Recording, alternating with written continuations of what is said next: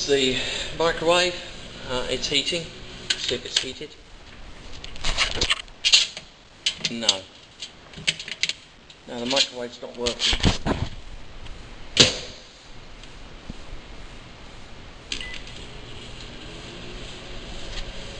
I put it on for a minute, but it should have heated that by now.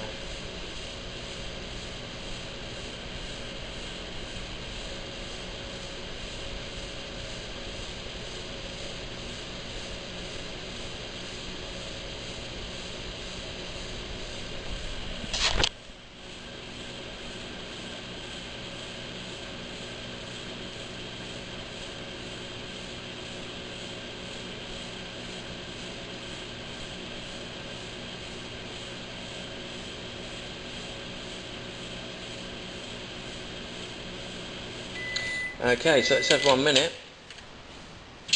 No heating at all. Oh, whether that will turn. There's no table in here, by the way, no glass table. Yeah, it's turning. Let's see if it heats when it's turning. I don't think it will.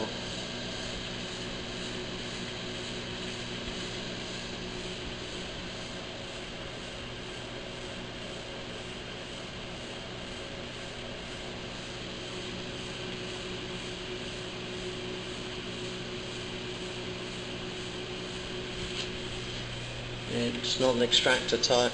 Well, it wouldn't be because it's not over the top of the cooker. Let's see if it's heated. No. Microwave is kaput. It doesn't work.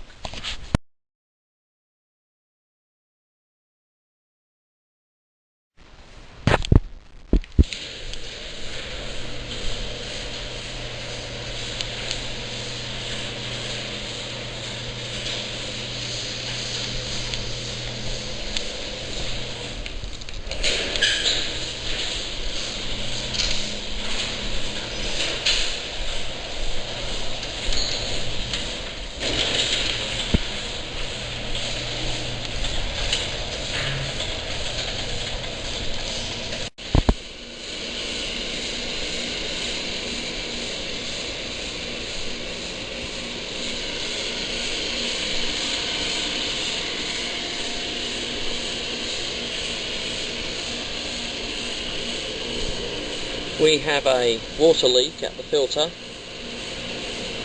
It's been leaking for some time. You can see it's leached out some of the contents of the filter, the salt. The heater has just come on.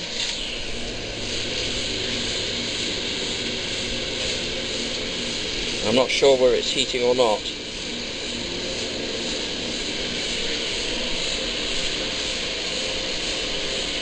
We have a damaged outlet here.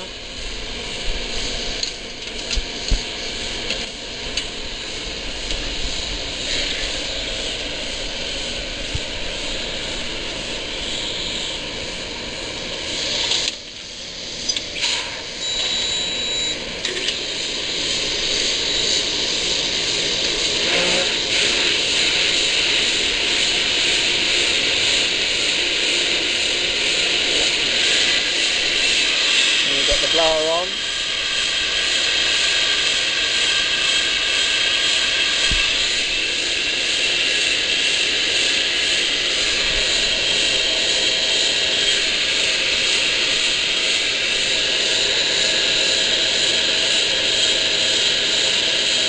Okay. Everything's running. We have a water leak at the pump.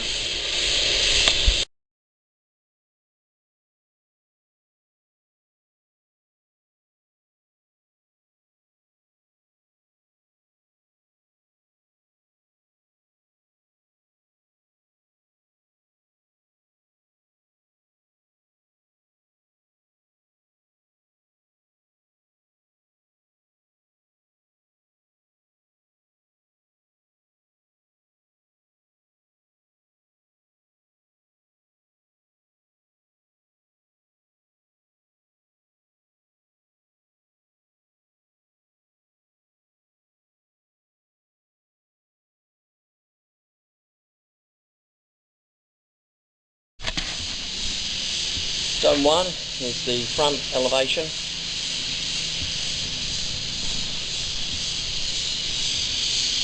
But we have a groundwater leak at Zone 1. You can see it here.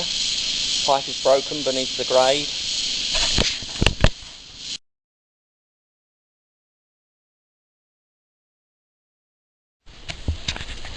Zone 2 is the left elevation.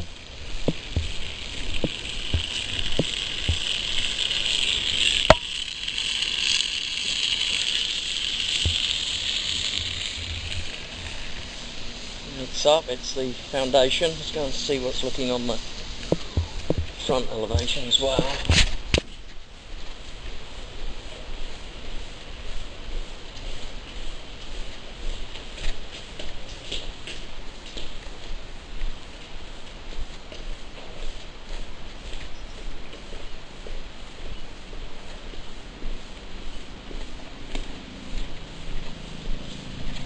Okay, so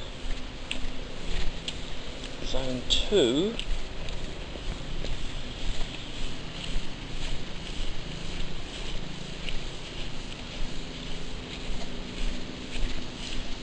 is the foundation on the left hand elevation.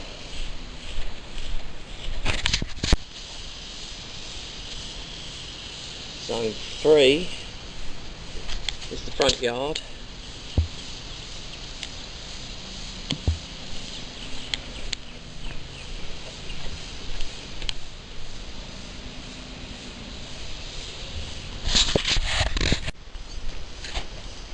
Zone 4 is the curb. Zone 5. Yeah, Zone 5 has a drip feeder for a pot, and it's being directed at the wall at the moment.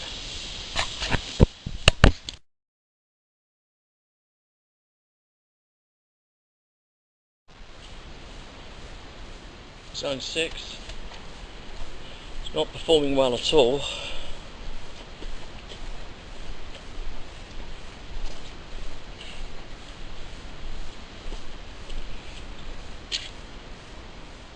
The spray heads are not working, there's just not enough water pressure for it. Could indicate there's a ground leak in that particular zone. We've got them on here. Around here, but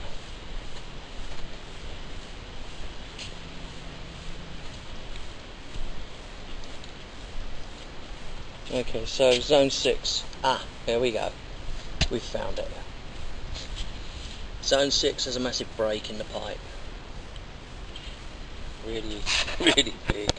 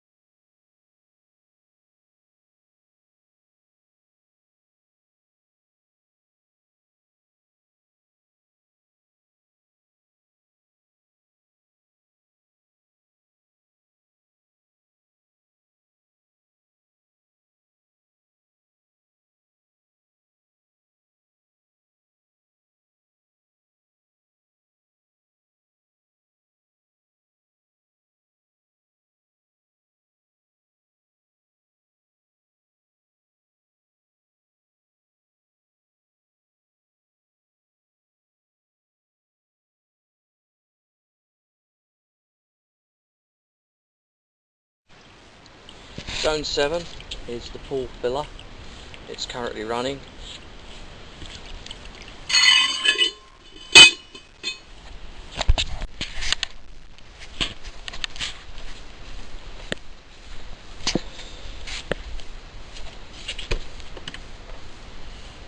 This is the exterior inspection of the property. I'm going to start with looking at the foundation, walls, and just generally observing what's going on.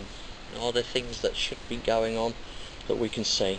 Hopefully not, we don't find them. And whenever you come to a property, looking out for these things gives you a measure of what it might come out like when an inspector comes in. So we're standing at the right elevation, halfway down. The gate is here, and we're going to now go around the property and see what we can see. Stress areas in a property are around windows, so we always look at those. And a common thing to find is, like we're finding here, is poor caulking. Got a hole in the caulking, it's going to allow water in. It also allows the cold air inside the building to come out in summer, and hot air and cold air to come in winter. And that transition between hot and cold can cause condensation and mould in the cavity wall system. So filling those holes up is important. Here we are, basically looking at these windows. We're looking for cracks. That's what we're looking for. Down here we've got weep holes. There the ventilation for the cavity wall system. And you want to look at things like sills. Here's a sill here, it's canted. What that means is the water's going to run off, like that one there. That's a good thing. Moving to the rear elevation. As we do, we can step back and we see the foundation, the grade wall. It's good. About 6-10 inches. It can be higher, but you know, it's enough. Here we are at the rear. We've got flat work here and a drainage system. I'm not too keen on it. It actually slopes, so I suppose it's sloping away here, so that's not too bad.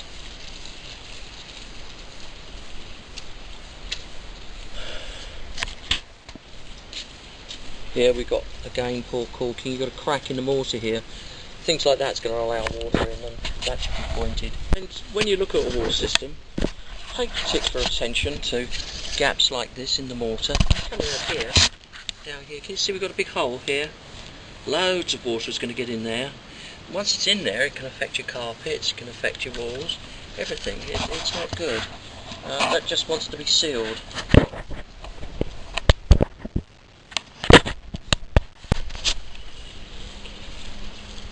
Still got issues with caulking here and here. I recommend that whole house is re-caulked. It doesn't do it any harm. It costs very little for the return it's going to give you. You fill in holes like this. It was probably alright when it was done, but the caulking's dried and shrunk, and now we've got a gap.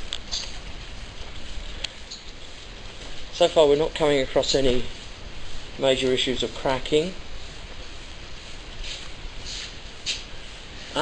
We do. Okay, here we have a differential settlement crack right here. Currently it just runs up the wall to the actual roof. Oh no, it's going above us. Let's have a look. Well, we'll just have to get a ladder up and go up and look there, won't we? See if we can find out what's going on. So, differential settlement crack here.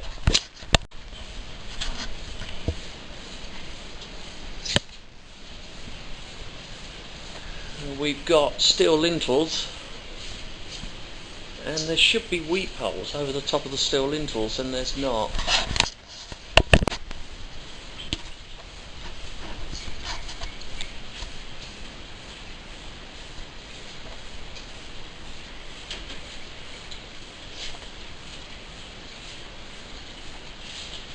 And we've got gaps in the caulking here, and gaps up there. It's going to allow water to get in. That needs to be sealed.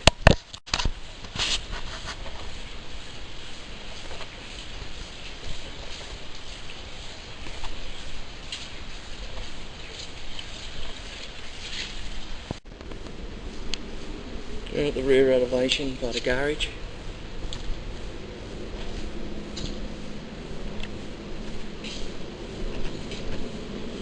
Yeah, we've got the wood in contact with concrete here, and you can see this deterioration. What should have happened is this should have cut back here at an angle, so it keeps it away from the contact, and stops the water wicking up.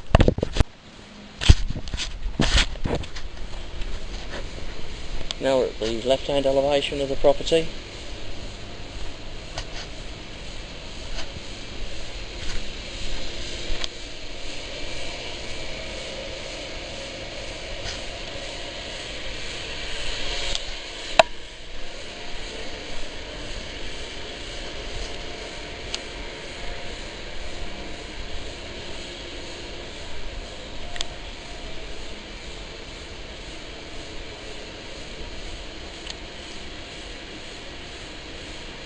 And there's a hole in the mortar up there, not good. Mice can get in and out of that, it's big enough. This is the grading at the left hand elevation. It's sort of okay, it could be better. It's washed away a little bit, you can see a bit of pooling here.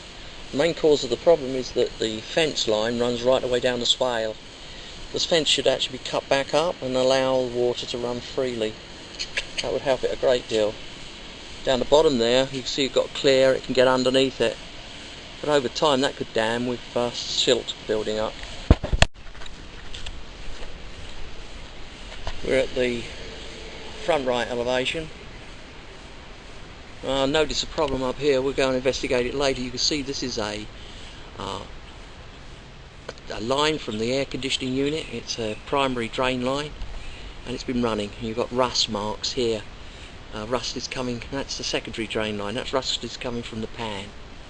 We'll have a look at that later. Moving further around. Well, we've found one settlement crack, and that's rated as cosmetic at the moment. We're at the front elevation, the front right. Looking at the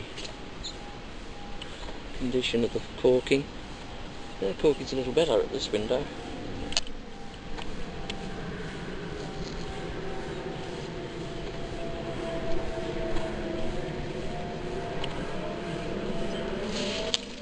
There's the drain line for the swimming pool. Should be clear outs around here somewhere. We'll come back and look for those.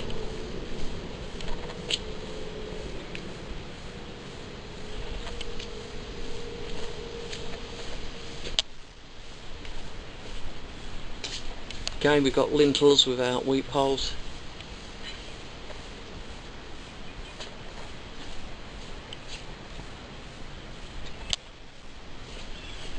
Let's go to the left elevation.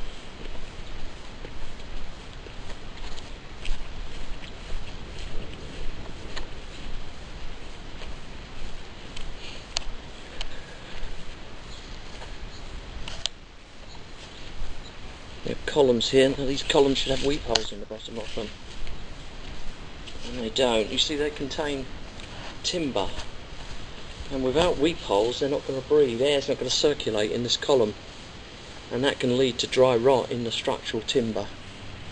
So we want to see weep holes installed at the base of each column on each face.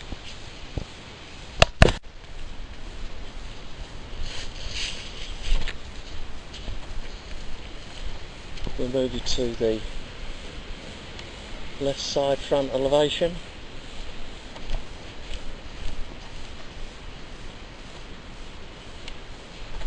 We have a damaged downpipe here. That could get blocked at some point, and that could cause a problem because water could then get out onto the brickwork.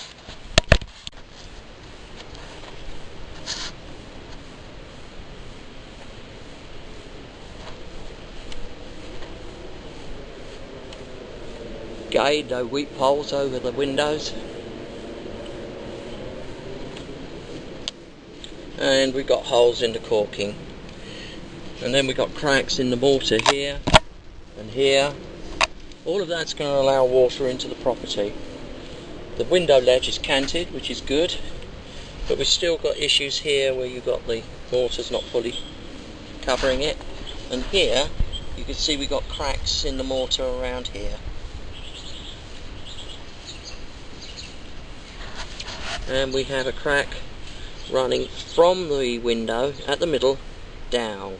So that indicates that there is settlement in and around the left rear elevation. So we've got a crack at the front or at the rear, about the middle. We've got a crack here, and that suggests we've got settlement in this area here. But it's going to be minor and not uncommon for properties in and around this part of town.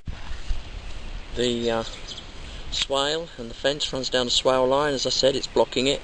Shouldn't have a structure like that. What really should happen is that fence needs to be trimmed up so there's space for water to flow. That will help that yard that's inside that fence to dry out. The grade here is good. We've got a nice slope away from the building.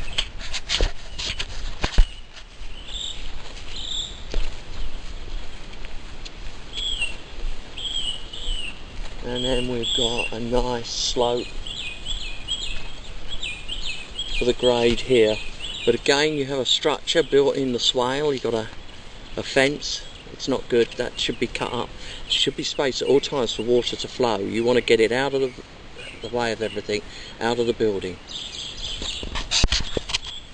This is the roof inspection. We'll start with the ground and then we'll get close with a ladder.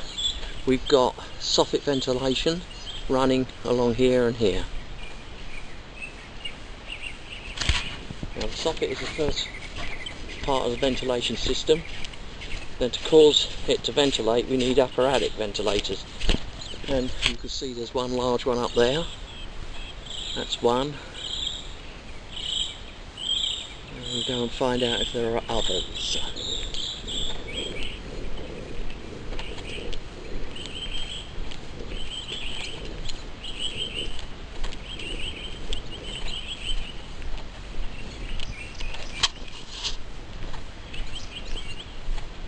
Well, we've got soffit vents here, and then we have a ventilator on the roof.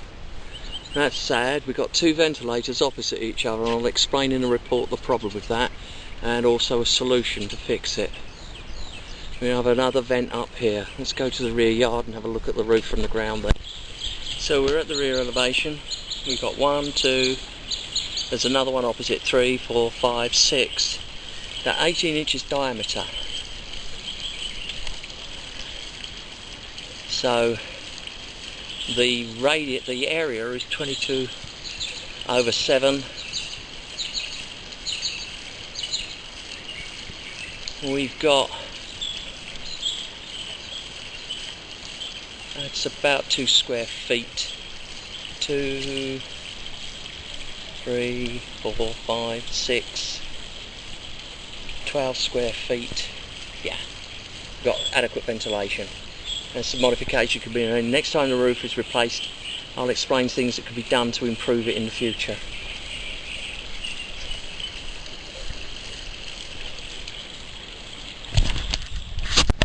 I'm at the rear elevation. There's considerable damage to the roof at the rear elevation. You can see the porch is here, and you can see that we've got a lot of damage to the shingles. It looks like mechanical damage, and it almost certainly occurred when this structure here was being built. This was used as a landing stage to get on and build it, and so it's resulted in damage here. We've got damage around the corner there. We're just going to get outside in a minute and have a closer look, but that's not good. There's also damage to shingles here and here around this this porch cover. We have a lot of damage to the shingles on the left hand rear elevation. You can see here where the shingles been damaged here. Some of it looks like it may be hail damage. Here, for example, is a typical sign of hail damage. Now, I haven't got the sufficiently long ladders or the right type of climbing equipment to go up on this roof. It needs to be looked at. I've seen enough to say I think you should get an insurance adjuster out here to have a look at this roof to make sure it is insurable. There's damage around these shingles, and this is going to cause the roofs to age prematurely. These are expensive roofs. You really want to get as much life out of them as possible. On this area here, I thought it was mechanical damage, but now that I'm out on the roof, there is some mechanical damage, but there's also signs of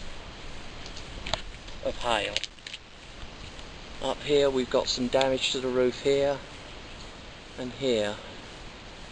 We have damaged shingles over here and a line of shingles there. That's almost certainly caused by somebody on the roof when they were building this, I think. Having completed the roof inspection, we're now about to have a closer look at the attic, and in particular the attic. We're at the front elevation. We're looking out the window. It's too steep to climb on here without safety ropes. I don't have those. Also need to have an assistant when you're working a roof like this with this slope. And we've got more damage to the shingles around here. Here and here looks like hail damage. On the side here there's hail damage.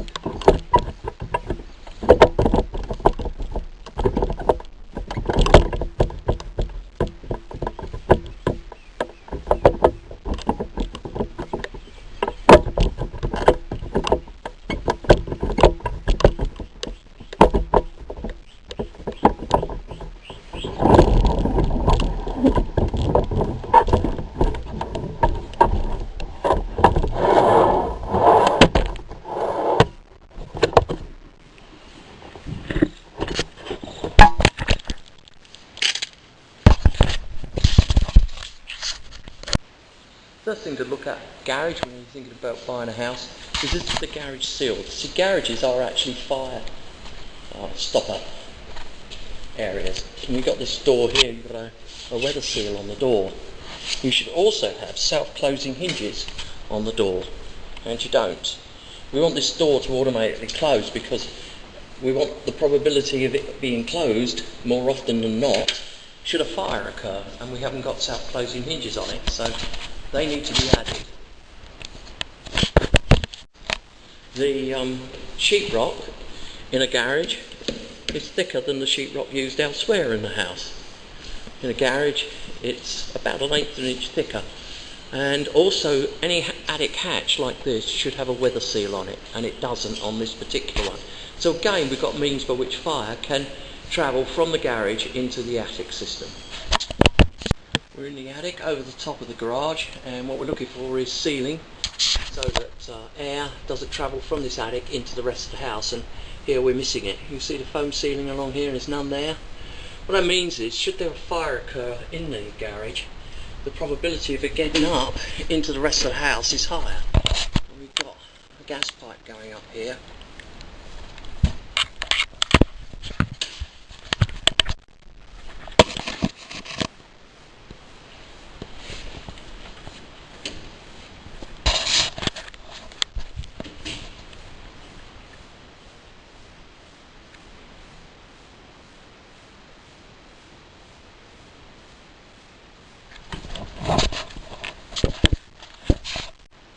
we had signs of rodent infestation in the attic hatch. We can see feces all around here, quite a lot of them. So rodents are definitely getting in here. Fortunately, there's not a lot for them to eat, so they shouldn't come in too often, but that their point of access should be found and sealed. We're in the upper attic. We've got a light switch here, and you've got a plastic cover on it. Shouldn't have plastic covers. Got to have steel ones because they can be broken, the plastic ones.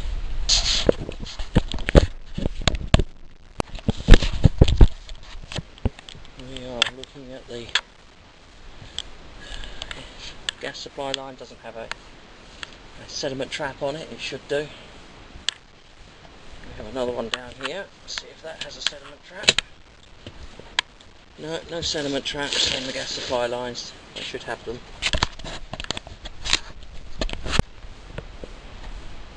There's signs of water penetration at the flue on furnace number 2, and it could be sufficient enough to have started filling this tray with water. Anyway, you can see here the lines is where the water's run down comparatively recently, so it's leaking round the flashing up here. Also, in addition to that, there is no bonding. These should be bonded to the ground. It reduces the probability of a lightning strike. No P-traps on the primary line for the AC unit. That means insects can get into the unit and cause problems. They block the pipes and cause floods. This one's been running. You can see we've got dirt and debris in there. There's a little bit of mould showing on the actual pipes here. Not a great deal, but enough. Now we got a upper vent here, another one here. It's going to short circuit between the two. What should happen is air should flow from the soffits up and out of these to the outside. But where they are so close together, the tendency is for the air to be drawn in here and go out there. The next time a new roof is put on, I'd recommend that's changed around. It's very easy. One of these vents could be swapped out and located somewhere else on a roof. For example, it could come down somewhere around this area here, keeping it away, or further still at the back of the roof here, but not close together like that. This is the fireplace. You can see here we've got ceramic fire wall, and it's cracked, and that's going to allow product combustion, hot air, everything to get through. The solution is to cork it with fireproof corking, or replace it. You can buy these, they're replaceable, but you can't run it when it's cracked like that. Here we go. So let's see what the damper condition is. Well, it's not in good condition. We've got what looks like a lot of rust up here and water penetration. I'd say there's water getting down the chimney. This is the sub panel. We've got a floating ground and neutral. Here's the ground, here's neutral, separated float, it's correct. This is the main panel. We've got a bonded ground and neutral, correct.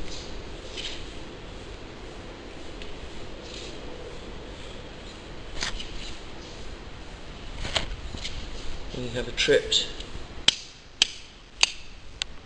breaker. Let's reset it.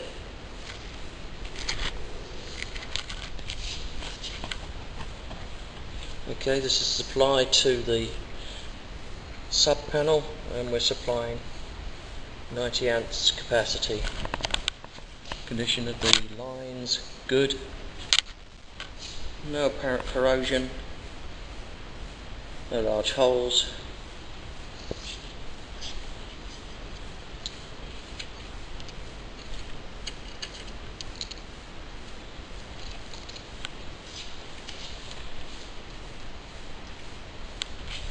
Oh good. Now ground is, where's the ground?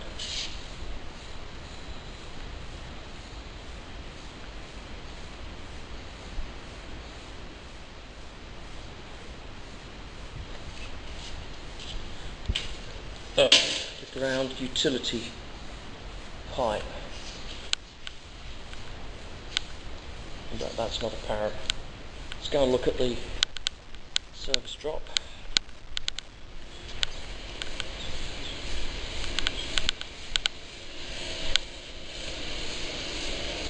Now this conduit is coming loose here, that's not good. Next part of the electrical testing is to make sure we've got GFCIs operational. In the kitchen you see we've got the light and it's thrown in. There's power here. Let's see if we've got GFCI for here. We do. So they're protected. And we're going to go around and do that on all of the GFCIs in the house. I'm in the front left elevation, this front door.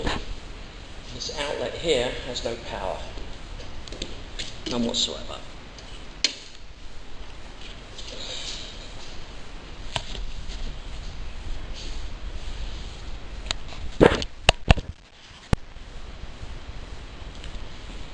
There's no power on these outlets. 1, 2, 3, 4 are in the formal dining area, and the 4 outlets have no power at them.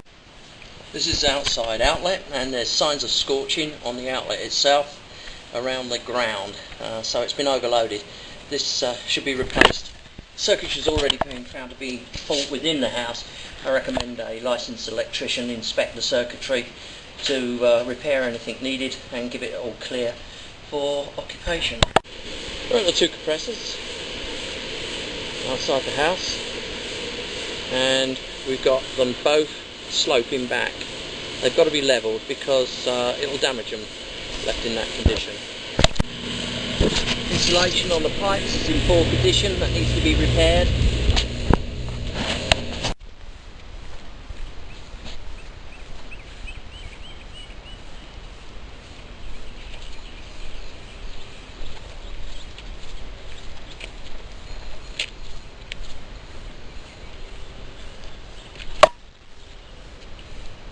I suspect there's a groundwater leak somewhere in this area. This has been running all morning. If you look here, you can see it's been running for some period of time. I cannot tell you where it is, but it certainly should be checked out. You don't get this continual running of water from just a sprinkler system. It's travelling down the swale by the look of it, and it's running. It may be that it's a leak on this property here rather than the one I'm inspecting, but there's no way I can tell.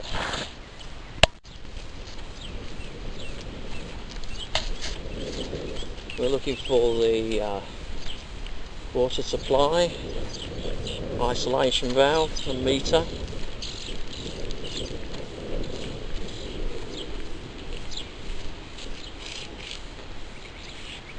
So far, it doesn't appear to be here.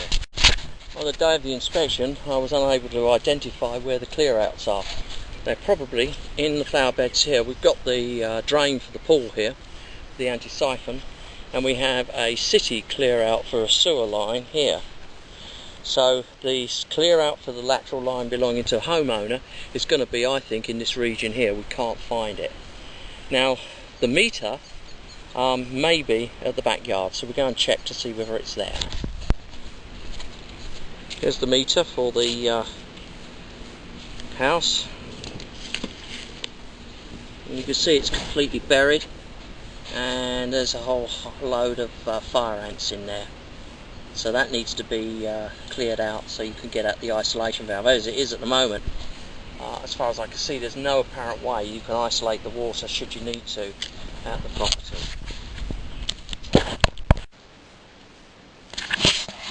We have excessive water heat. We have excessive water pressure. We've got a reading of 85 pounds. It should be between 40 and 80.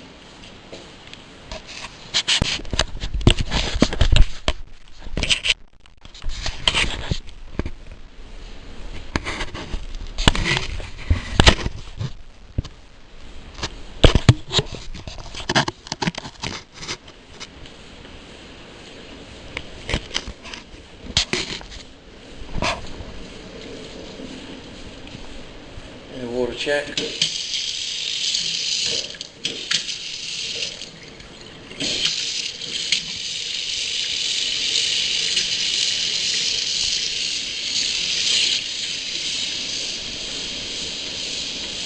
Well, we've got an island here, and since it's an island it should have a valve located in here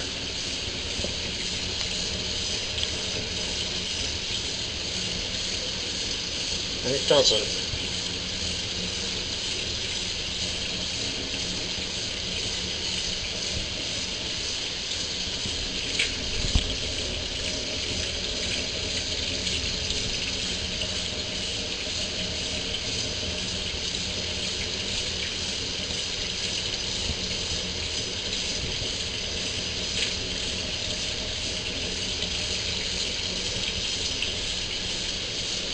The washer, the food disposal has a valve. Let's see if we can turn it on. Here it is. So there's no obvious air behind water.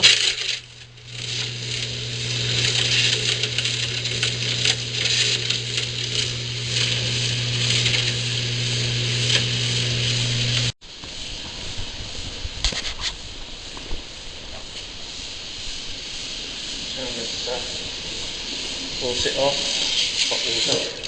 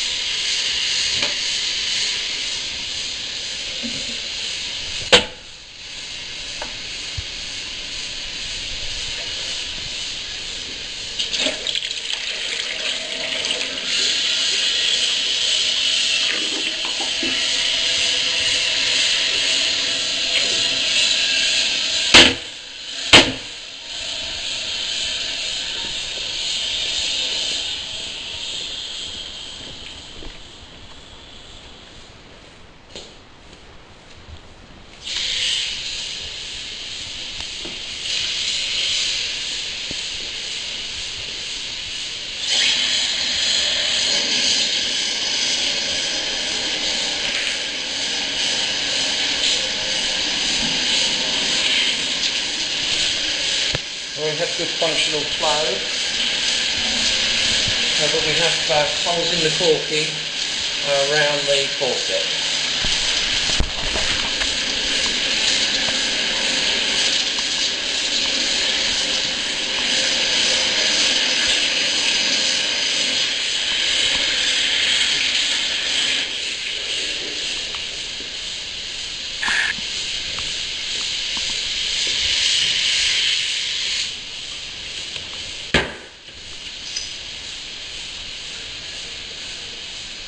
Okay, there's tape from the painters left on the faucets supply lines in the vanity in the master bathroom.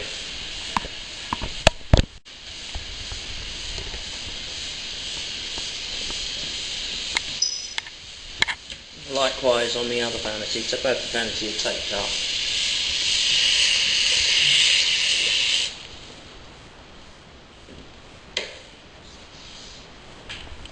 Here's the GFCI for the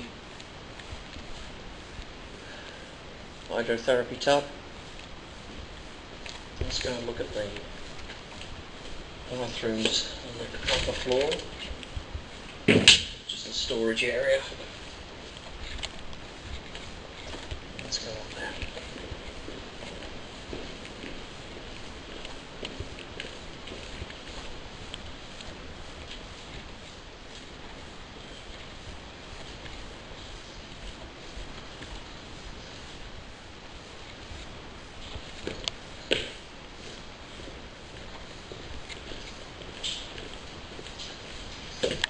We're in the bathroom, guest bathroom. We're on the right hand front elevation of the property, or mid elevation. See the faucet's running? That's off. And when it's running there, it should be hot. And it's not. It's cold. It's been running for a long while. This valve is not working. There is no hot water at the vanity tub at the front right elevation of the property.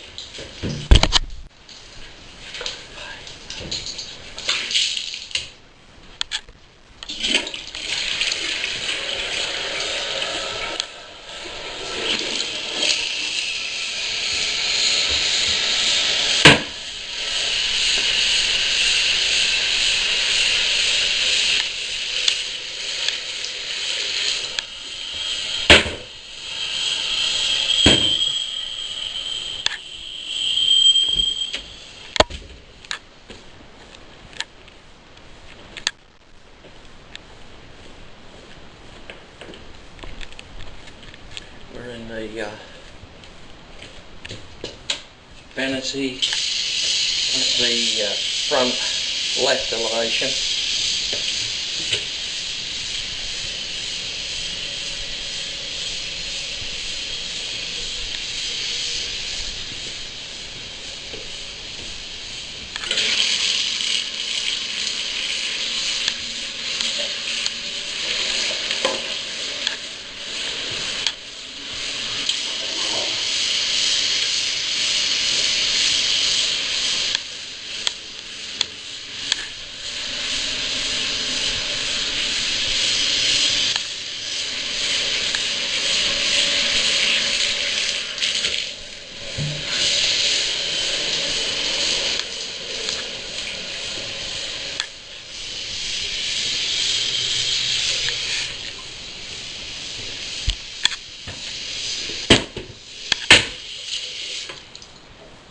Okay, so the plumbing's okay apart from one of the bathrooms, no hot water at the tub. This is the bar, wet bar. Look, we have a loose faucet here. That needs to be tightened up. It could cause a leak at some point in the future.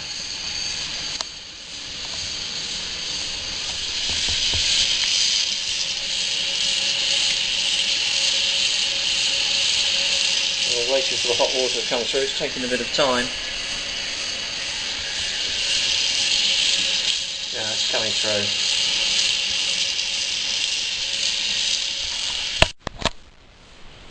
Two water heater flues here, and I can't find access to the water heaters themselves inside the building. You can see here that this is the master, and you can see they're just going down. Here's a vent. That's one of the vents to the master bathroom. This is the room upstairs. You can get inside. I've been in there. There's a little bathroom here, and then there's the water heaters.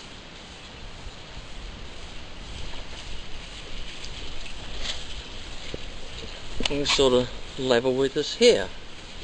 So, to all intents and purposes, they should be above the master suite. When we come into the master suite, we should find an access hatch, and we don't. There's no access up there. And if we go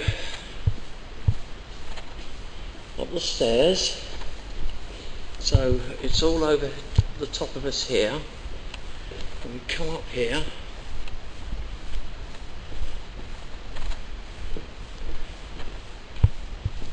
this is where you can get turned around.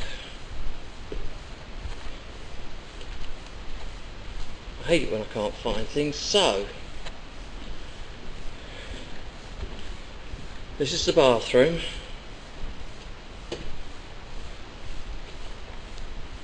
The other side of there is an attic. This is the wall. Yeah. Somewhere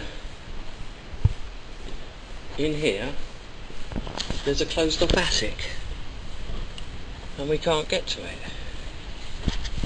So I'm outside on the roof now. You can see the tops of the two water heaters, and this is an attic over the top of the master here, and over the top of the rooms that abut this wall. and there should be access to a water heater, and there's not. We have here an attic access which is on the other side, and we don't have any way, as far as I can see, of getting to the water heaters. They're completely closed off. We're showing a temperature of 64 at the return. Here's the return. And we have a register here. Let's see what minimum temperature we're getting. 52. So 52 to 64 is 12 degrees. So the performance of the air conditioning unit is pretty poor. It should be between 15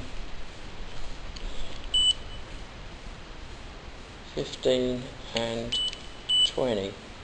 So here we are at the return, it's 60, and up here we've got the register, and the minimum is 53.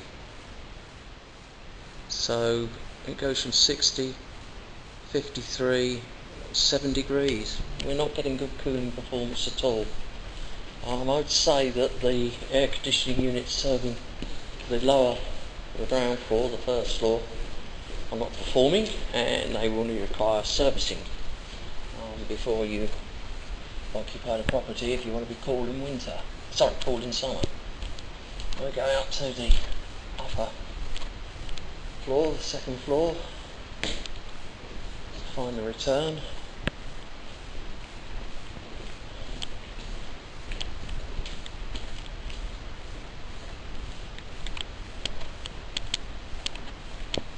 So far I've not seen a return.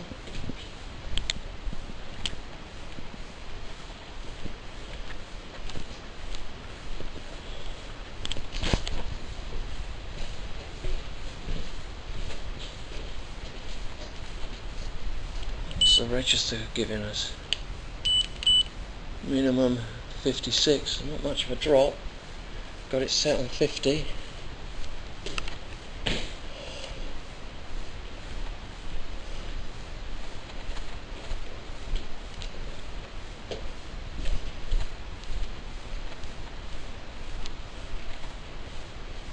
A return here.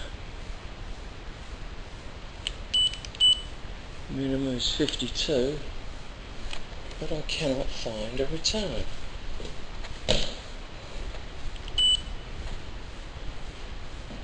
That's better, it's 48. Where's the return?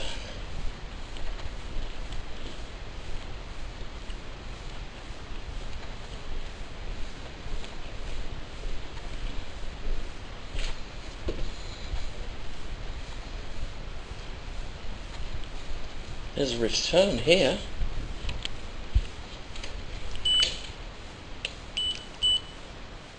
Well, this is not adequate. This return is behind this door. Over here. And we got 48. That's performing okay. But the other registers should be a return in this area. We have no return.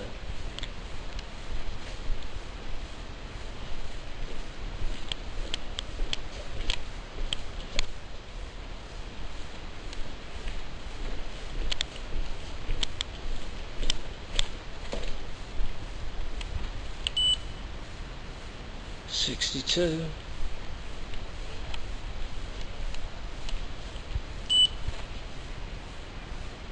$48, that's good.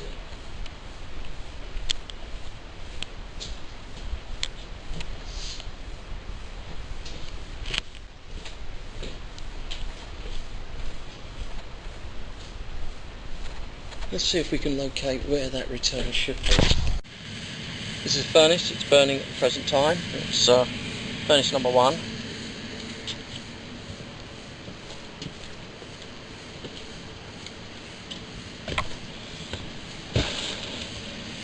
This is furnace number 2.